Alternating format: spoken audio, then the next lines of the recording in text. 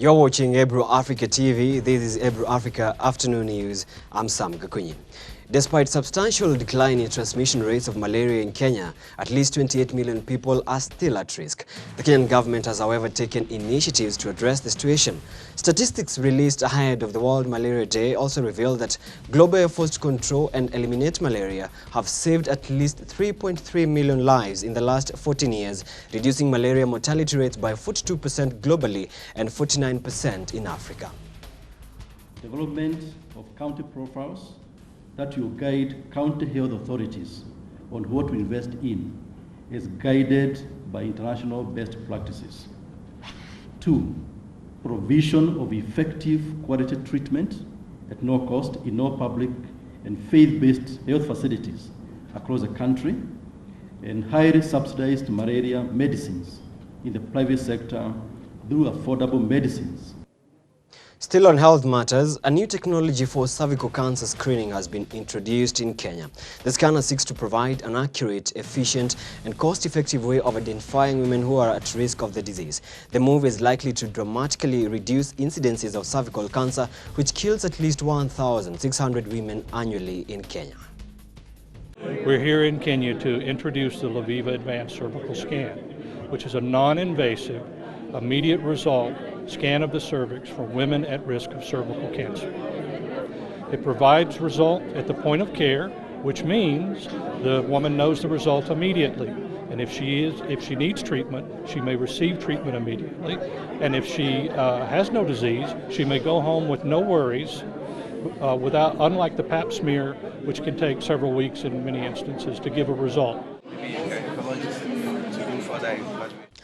Moving on, gunmen killed a Somali lawmaker yesterday, the second assassination of a member of parliament in Mogadishu in less than 24 hours, a day after blowing up one of his colleagues and vowed to keep killing politicians and wreck efforts to secure the country.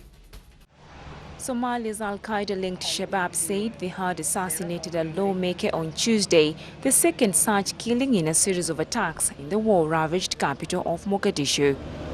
On Monday, a member of parliament was killed and another wounded in a car bombing also claimed by the extremists who have threatened to assassinate all lawmakers in the internationally backed government. It is deplorable that 2 parliamentarians were killed in Mogadishu in 2 consecutive days, as the security conference is being held in the capital. The government must closely investigate these vicious assassinations.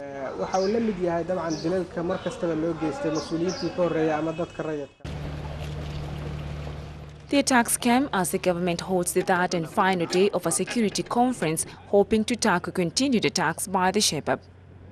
The security is good for now, and there are ongoing security meetings at the moment, as we are working to improve it still.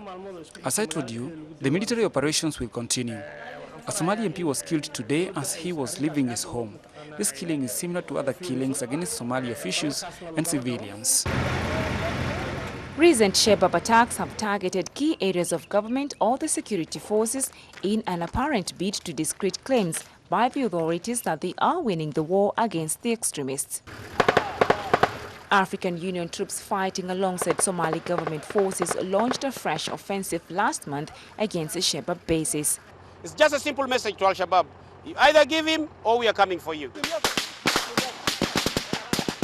Although they seized a series of towns, the insurgents are thought to have fled in advance and suffered a few casualties.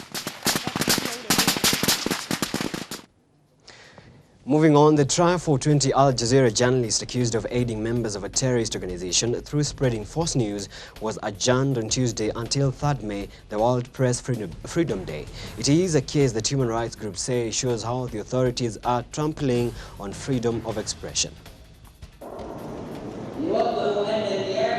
3 of the Qatar-based television network journalists, Peter Greste, an Australian, Mohamed Fahmy, a Canadian-Egyptian national, and Bahe Mohammed, an Egyptian, were detained in Cairo on December the 29th and remain in custody. All the 3 journalists deny the charges, and Al Jazeera has said the accusations are absurd. Egyptian officials say the case is not linked to the freedom of expression, and the journalists raised suspicions by operating without proper accreditation. Only 8 of the defendants are in custody, while the rest are being tried in absentia. One lawyer claimed that the defendants were tortured and the arrest procedures were void. Forensics have yet to produce a report concerning the torture claim.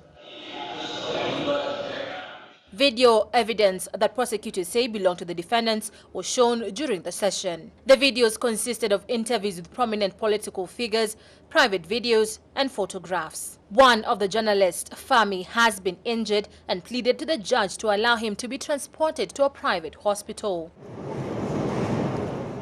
The court ordered the continuation of the detention of all 3 accused. Outside the court, defense lawyer Ibrahim Abdelwahab says he believes none of the videos shown as evidence indicts any of the detainees. The crackdown on dissent has raised questions about Egypt's democratic credentials. 3 years after an uprising toppled autocrat Hosni Mubarak and raised hopes of greater freedoms. Moving on, the US has warned of further sanctions on Russia if it does not de-escalate tensions in Ukraine.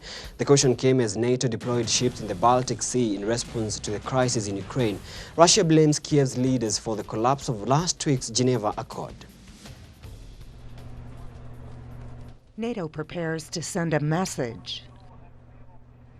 On Tuesday, it sent part of its naval rapid reaction force to the Baltic Sea as part of a drive to step up the defense of Eastern European allies in response to the crisis in Ukraine.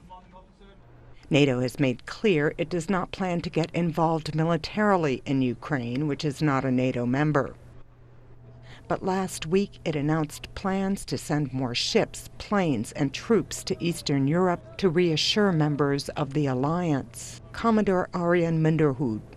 Well, I think it's very important that we deploy this group into the Baltic, and I think it's been explained at a different level as well what the ultimate aim of this deployment is, to show the reassurance to the Baltic states, to show NATO's resolve, and to show the partners we have in NATO to react and to act as required. It's not just NATO sending a message. On Tuesday, Rear Admiral John Kirby said the U.S. would deploy 600 troops to the Baltics. If there's a message to Moscow, it is the same exact message, that we take our obligations very, very seriously on the continent of Europe. The ships which departed from Germany will visit Baltic ports and will take part in a previously scheduled exercise to hunt for mines and torpedoes from both world wars. Winning votes from the slum is key to political success in India's seaside financial capital, Mumbai, where the elites are traditionally apathetic and around half of the population lives in tightly packed shanty towns. Political parties are wooing voters by promising to make more slum dwellers eligible for free housing. Election time in Mumbai, India's teeming financial capital, where millions live in tightly packed shanty towns. Winning votes from the slums is key to winning a seat. The ruling Congress party hopes its pre-election efforts to make more slum dwellers eligible for free housing will keep voters on side. We believe in a slum-free Mumbai, and we believe in rehousing slum dwellers, using that land for important infrastructure projects. No other party has a plan or a program to do that. Mumbai's wealthy elites are often apathetic about elections. But for the poorest, they are a rare moment of power, even if there's skepticism about pre-election pledges. We tell them about a lot of problems that we face, but no one does anything about it. They just promise and say they will help, and they do nothing. These children live on the outskirts of Dharavi, a slum in the heart of Mumbai, and the backdrop to the hit film Slumdog Millionaire. Here, residents are worried the rehousing scheme could see them shifted to the outskirts of the city to make way for new developments. Some who are loyal to Congress are having a change of heart. We've given them 15 to 20 years and they keep making false promises, which is why we want the government to change this time around. Some say they will be voting this time for the BJP, India's Hindu nationalist opposition party that's expected to win nationally. Another group targeting the slums is the new anti-corruption Common Man Party. It wants to improve living conditions without moving people out. Whole slum approach would say that every slum should be improved and basic amenities should be provided, but at the same time, they are the construction workers, they are the carpenters, they are the ironsmiths. They can build their own houses and they run their own management. Mumbai's urban poor are expected to turn out in huge numbers, but many here wonder if they'll see promises fulfilled or any more sign of politicians until the next election campaign. Finally, to news of one-of-a-kind race. Now in its 51st year, the World Coal Carrying Championships, which sees men, women and youngsters race in the streets carrying huge sacks of coal on their backs, took place in Yorkshire, Northern England. The event's popularity is turning out to be a great success in that region. Carrying coal is a time-honored tradition here in Gawthorpe, England. These are the contestants of the 51st World Coal Carrying Championships, all hauling a 50-kilogram sack of coal up the 1,100-meter course. One competitor admits that the extra weight is quite a burden. It's heavy. I'd like to confirm, quick scientific test, it's heavy. So why would they bother? Gawthorpe used to be a coal mining town, and while all the mines are now closed, its tradition lives on in the form of the annual race. And of course, there's a cash prize involved of 750 British pounds, which is about $1,260 US. Claimed by 30-year-old Chris Birkin, who was also crowned champion in 2010. In the women's race, it was Penny Ditchfield who beat 30 fellow competitors to win in a time of 4 minutes and 39 seconds. And that is all we had for you on today's edition of Ebru Africa Afternoon News. I'm Sam Gakunyi. Thanks for watching.